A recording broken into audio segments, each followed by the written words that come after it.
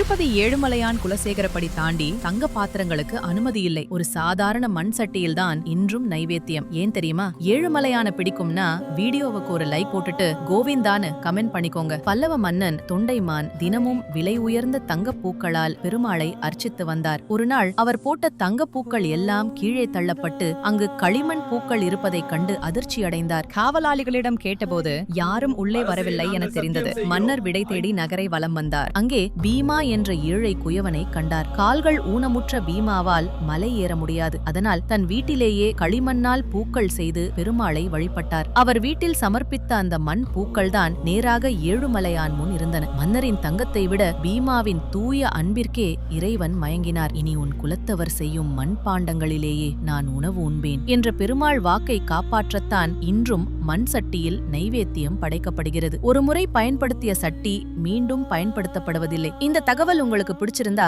மறக்காம சப்ஸ்கிரைப் பண்ணுங்க.